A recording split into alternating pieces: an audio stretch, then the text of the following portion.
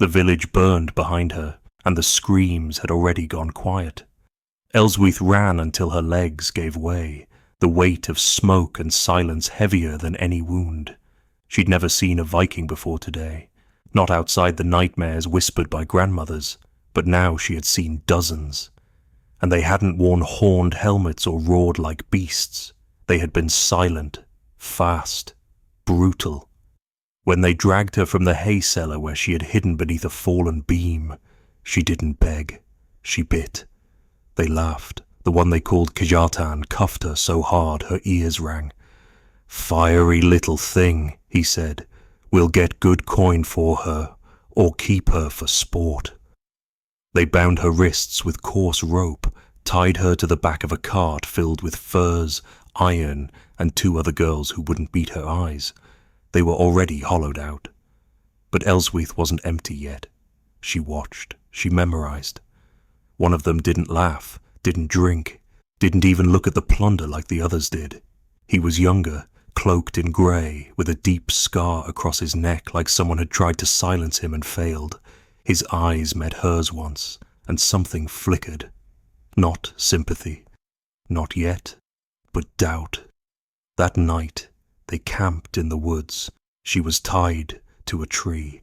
Her wrists bled. Her thoughts spun. They thought her soft because she wore a flaxen dress and cried when they killed her brother.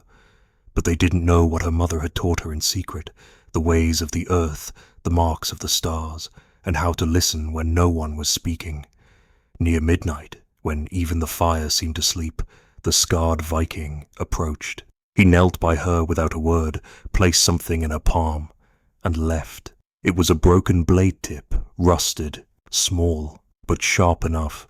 Elswyth stared after him, her heart pounding. Not all chains are metal, and not all enemies are true. In that moment, the story shifted. Not because she was free, but because someone among them wanted her to be. By morning, the broken blade tip was gone. Elswyth had hidden it in the sole of her shoe, stuffed between layers of worn leather where fingers wouldn't find it unless they knew what to search for. She kept her head low, her posture slouched, mimicking the despair she refused to feel. The Vikings didn't notice her eyes tracking everything. Their movements, their roles, the way they argued over salted meat, and how Kjartan always turned his back when he drank. But the silent one noticed her, always. He never stood too close, but he watched when she coughed, when she shivered, when she whispered something to the tree she was tied against like it could remember her name. She heard them call him Hakon, not with friendliness, with suspicion. "He's no son of Ragnar," one muttered, "only half a man." His mother was Saxon, that explained it. The way he looked at her, not with pity, but recognition, as if seeing what he might have been, if raised on the other side of the sea. That day, they marched east through a thistle-choked ravine. Elswyth stumbled once and felt the point of a spear jab her ribs. "Fall again, and we drag you," snapped the guard. She didn't fall again, but Hakon slowed his pace, just enough to keep behind her. That night, when the fires burned low, she pretended to sleep. From the edge of her lashes she saw him again, watching. This time he carried bread. Not much, just a palm-sized crust. He dropped it near her rope, not even glancing at her as he did, but that was the moment she decided. If she escaped, she wouldn't run alone. She'd take the others, and she'd take him. The one they trusted least, the one who already had 1 foot out of the fire. As the moon rose and the woods whispered to the trees, Elswyth traced the dirt with her toe and quietly began to count the hours until they moved again. Freedom wasn't just about distance, it was about timing. She didn't know if he would help her again, but she knew this. Hakon wasn't with them, not truly, and neither was she. They were 2 ghosts marching with wolves. And ghosts, she thought, have ways of disappearing. The 3rd night, it rained. Not enough to wash away the footprints or the blood on her dress, but enough to muffle sound. Elswyth waited until the camp was still, until the snoring began and the ale had dulled the sharpness in the guard's eyes. Her wrists were rubbed raw from rope, but the rusted blade she'd hidden worked slowly, stubbornly, until the last fibre gave way with a soft snap. She didn't move. Not yet. Her heart thudded against her ribs like a war drum. She looked for Hakon. He wasn't by the fire. He wasn't with the others.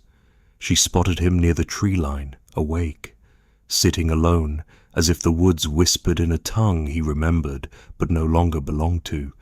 She took one breath and crept toward the two girls tied beside her. One opened her eyes, blue and broken.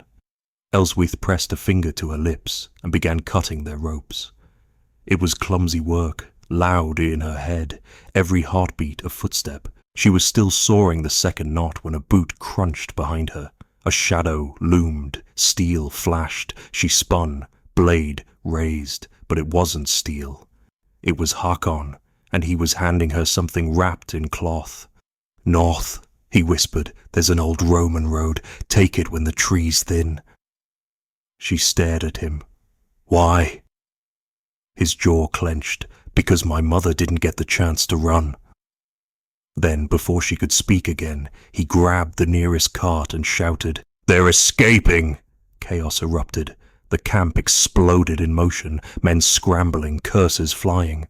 Hakon pointed the wrong way, drawing them toward the river bend. "Go!" he barked, eyes on her, not soft, not kind, fierce. Elswyth ran. The girls stumbled behind her. They dove into the trees as the night lit up with shouting. Arrows hissed into darkness, but none found them. Not that night. Not yet.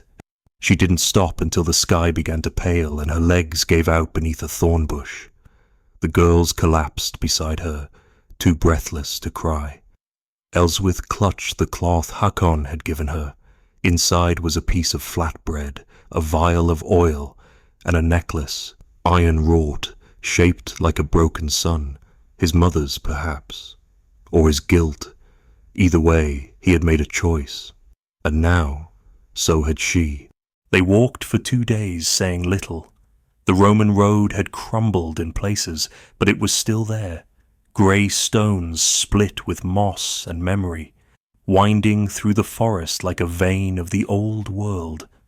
Elswyth led with fire in her legs and fog in her head, each step a gamble between hope and collapse. The two girls, Ingrid and Bea, were weaker. Bea coughed blood by the second dawn. Ingrid still didn't speak. She just followed, eyes vacant, clutching the bread Elswyth had split between them. Elswyth wanted to stop, to grieve, to scream.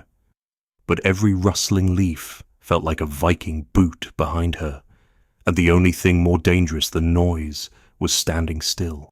On the third day, they reached a stream bordered by low stones. Not a village, just ruins. But they knelt anyway, drinking like animals, faces streaked with ash and wet hair stuck to their cheeks. "We can't keep running," Bea croaked, "not without help." Elswyth nodded. She didn't say it aloud, but her mind had circled one name since they fled. Hakon, the one who'd screamed to distract his own men. The one who had vanished into the fire while they ran into the trees. She didn't know if he was alive. She didn't know if he'd ever meant to survive. But she knew this. If anyone could follow them without being seen, it was him. And if he did, he'd do it in silence. That night, they huddled beneath the remains of a stone wall. Elswyth carved a sigil into the dirt using a twig, the shape of the broken sun on Hakon's necklace. She left it near the road where the wind would not sweep it away. "He saved us," Ingrid whispered, speaking for the first time. "Do you think he'll come?" Elswyth looked to the dark trees. "I don't know, but I think he's watching." A breeze moved the leaves then, not harsh, not loud, but present, like breath, like a promise. She didn't believe in gods the way her mother did, but she believed in moments. And in that moment, she believed they hadn't been left alone. The weight of silence was still with them, but now it didn't feel empty. It felt like someone waiting for the right time to speak, or to return. The sound came just before dawn, not footsteps, not words, but the absence of something expected. The crows had stopped. For days they'd circled above the road, echoing through the bare trees with their harsh cries. But this morning, silence spread like oil on water. Elswyth woke instantly. Her body, now tuned to every signal the forest offered, knew something was near. She rose without speaking, scanning the tree line. Ingrid stirred beside her. "What is it?" "Quiet," Elswyth breathed. Not fear. Focus. Bea was still asleep, too pale. Elswyth moved toward the edge of the ruins where the dirt met the road. That's when she saw it. Not a figure, not fully, but the movement of a grey cloak, drifting just out of reach like smoke pulled by the wind. Her pulse quickened. She stepped forward, heart leaping, but the figure vanished behind the trees. Elswyth crouched beside the sigil she'd left, still etched into the dirt, untouched, but something was different. A stone rested at its center, flat and white, not native to this forest. Beneath it, a sprig of yarrow, protection, healing. He was here. She turned back toward the girls. "He's close," she said. "We move today." Bea groaned, unable to rise. Her legs were swollen, her cough worse. Elswyth hesitated. Running meant survival. Staying meant mercy. Hakon had found them, or at least seen them. But would he help if they couldn't move? Ingrid made the choice for all of them. "I'll carry her," she said. "If we stay, we die." Elswyth nodded. She wrapped Bea in the cloth from their shelter and hoisted what little they had. They didn't take the road. They followed the trees instead, keeping just near enough to the path for Hakon to track them, if he was watching. They moved slowly, painfully, a procession of broken girls refusing to become ghosts. By midday, they reached a clearing with stones arranged in a pattern that looked too deliberate to be natural. Elswyth stepped forward, then froze. In the center sat a pouch, leather, familiar. She opened it. Inside, dried meat, flint, and a note carved into bark. 3 lines. Simple. North, 2 hills, river. Wait, he hadn't left. He had cleared their path. He was defecting not just from his people, but from the silence he'd once lived in. And with every step, Elswyth was walking toward more than freedom. She was walking toward someone who had chosen to fight for her. They reached the river just before nightfall, its dark waters winding like a silver snake between the hills. Elswyth dropped to her knees first, dipping her hands into the freezing current. The cold shocked her awake, sharper than any blade. Ingrid followed, carefully lowering Bea beside her. The girl was barely conscious now, lips pale, breath shallow. The clearing by the riverbank was quiet, shielded by leaning birch trees that rustled gently overhead. Elswyth scanned the perimeter, her eyes trained by instinct now. There were no boot prints, no voices, but the air felt watched. They made a fire from the flint Hakon had left, built a weak shelter from fallen branches, and kept Bea wrapped tight in what was left of their cloth. Then they waited. For what? They weren't sure. Night came and brought with it the creeping doubt that maybe they had misunderstood. Maybe Hakon had been caught. Or maybe he'd changed his mind. But just past midnight, when the stars had drawn sharp silver lines across the sky, a soft splash broke the silence. Elswyth turned. A figure was crossing the river, slow, careful, waist deep. It was him, Hakon, cloaked in wet wool, a satchel over his shoulder, eyes locked on her. He didn't speak. He didn't need to. She met him halfway. "She's dying," Elswyth said, nodding toward Bea. "She needs warmth and something stronger than herbs." Hakon opened his satchel. Inside were folded linens, a flask of something thick and dark, and a handful of dried plants she didn't recognize. "I stole what I could," he said, "from the healer's hut before they burned it. They'll come for you." "They already are." His voice cracked. Not from fear, but from the weight of his choice. "If we stay here," she asked. "One night," he said. "I've made a trail they'll follow. It leads south." "And then?" Hakon looked up. "Then we stop running. We find others. We build something they can't burn." Elswyth stared at him. A boy once bound by blood, now bound by truth. A defector not just from his clan, but from who he was told to be. She nodded. They returned to the fire together, and that night, as Bea stirred from the edge of sleep, Elswyth took Hakon's hand, for the first time not in desperation, but in trust. They had crossed more than a river. They had crossed into a future that might finally belong to them. By dawn, the false trail was already working. Hakon had led it south with careful signs. Broken branches, scraped bark, even a scrap of Elswyth's torn hem left on a thorn bush. If the Vikings were coming, they'd go the wrong way first, but not forever. They'd realize, and when they did, blood would follow. The river had offered them one night, maybe two, but not safety. Not yet. Hakon sat sharpening a blade near the fire, one he'd forged himself with stolen iron. It wasn't beautiful, but it was sharp.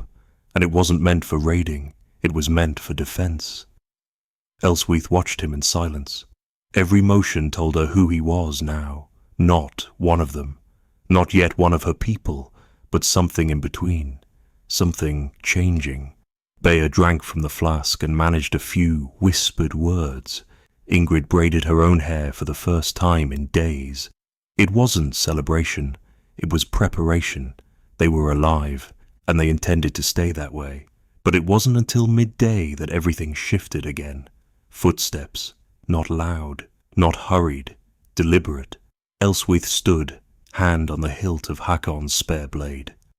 3 figures emerged from the trees, dirty, starved, cloaked in torn pelts. 2 women and a boy.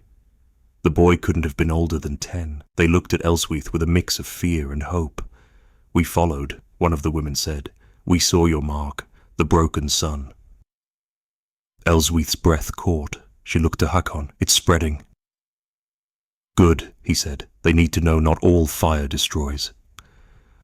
They gave the newcomers food, warmth, and silence to rest. That evening, around the fire, one of the women spoke. "We escaped from Jorvik. My sister, she didn't make it." Elswyth reached for her hand.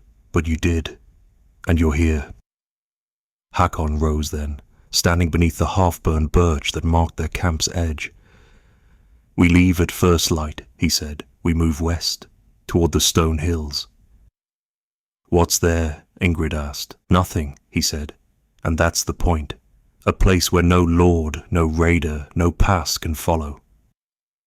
Elswyth looked around, at survivors, not victims, at a boy forging his way back to humanity, at herself, once bartered, now a beacon.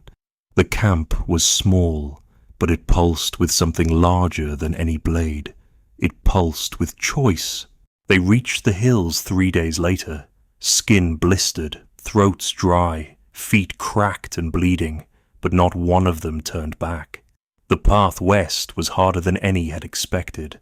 No marked trails, no villages, only open sky, stone and wind that howled like ghosts warning them away. But Elswyth knew this was the place.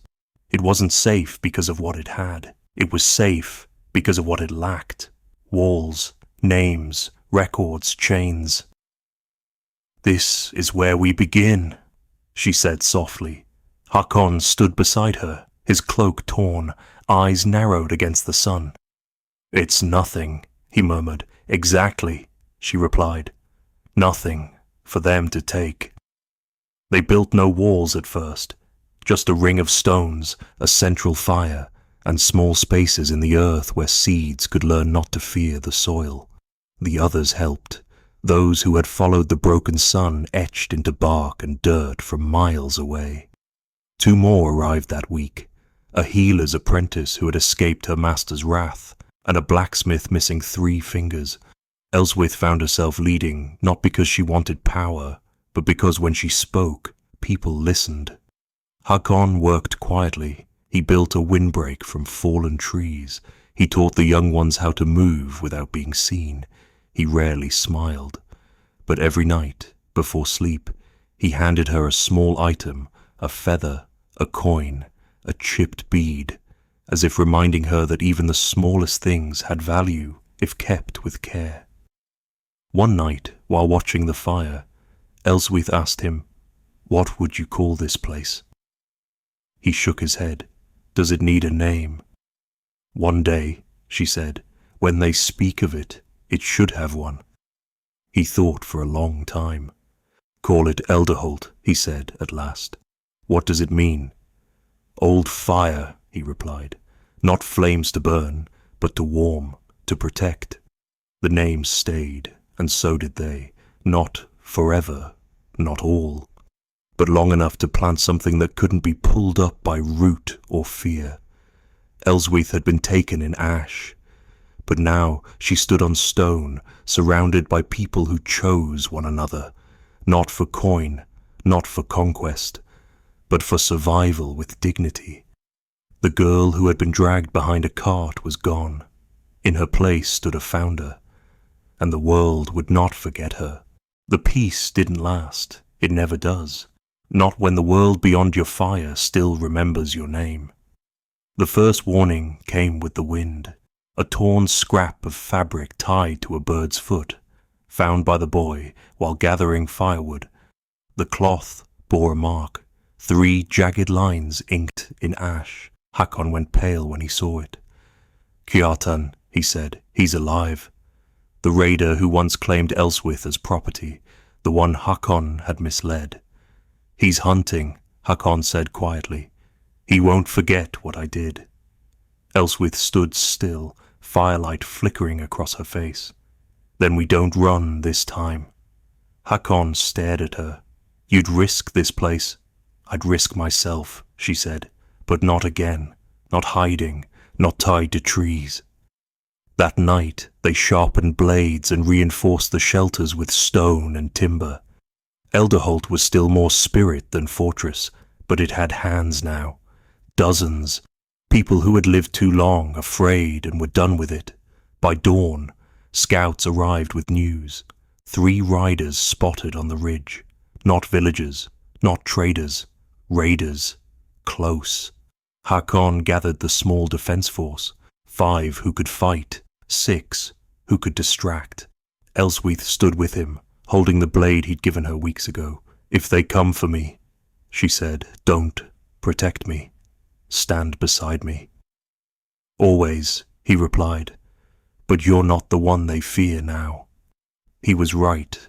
The raiders expected broken runaways. What they found instead was a ring of torches, a wall of faces, and a girl with a fire in her eyes strong enough to light the hill behind her. Kjartan dismounted slowly. "You think this is yours now?" he sneered. "You think one defector and a crowd of beggars makes you a tribe?" "Not a tribe," Elswyth said, "a choice. You're still Saxon, still nothing." She lifted her chin. "Then why are you afraid of me?" He rushed her. The others moved. Hakon blocked the strike. Ingrid tripped one rider. The blacksmith drove a hammer into the dirt beside a horse's leg, sending it rearing. It lasted seconds. It ended with Kjartan on the ground and Hakon's blade at his throat. "You brought fire," Elswyth whispered, "but we turned it into light." And this time they didn't run. They sent the raiders back, not in pieces but in shame. And when the wind rose again, it carried no fear, only the sound of a people who had decided, once and for all, that they would never be owned again. Spring came to Elderholt not with blossoms but with breath, deep, steady, shared. The battle hadn't broken them, it had sealed them. The blacksmith's forge now burned each morning, not for weapons, but for tools. Children chased chickens through the stone lanes. Beyer walked again, slower than before, but upright, and Ingrid painted symbols on the shelter walls, spirals, suns, birds mid-flight. Elswyth stood at the top of the hill, where it all began, where she had first looked out over nothing and declared it home. She remembered the cart, the rope, the burning village. But more than that, she remembered the night a defector placed a blade in her palm and dared her to believe she was worth saving. Hakon stood beside her now, watching the valley below. "No riders in days," he said. "They've moved on." "No," she replied. "They've learned, and that's better." He glanced at her hand, no longer shaking, calloused now but strong. "What will we build next?" he asked. She smiled. "Not walls. Not yet. A school, a place to remember, so even the smallest voice knows it matters." That afternoon, they gathered every soul in Elderholt, 38 by count, more than triple what it had started with. They stood in a circle as Elswyth read from a bark scroll inked with names, not titles, not bloodlines, names they chose. "We are not what they took," she said, her voice ringing clear. "We are not what we lost. We are what we built." Then she lifted a stone from the fire pit and etched into it the symbol Hakon had first left for her, a broken sun. But this time she added a new mark beside it, a circle whole and glowing, complete. That night, Hakon placed the thistle charm she once wore in the chapel soil, pressing it beneath the roots of a birch sapling they planted together. "What's that for?" Ingrid asked. "For the ones who couldn't make it," Elswyth said softly, "but made us who we are." As the fire rose and voices lifted into songs older than conquest, older than grief, the wind swept gently across the hilltop, and for the first time since she'd been stolen from her home, Elswyth let her shoulders rest. She was no longer prey, no longer running. She was rooted, and Elderholt stood, not as a refuge, but as proof that the free cannot be burned away.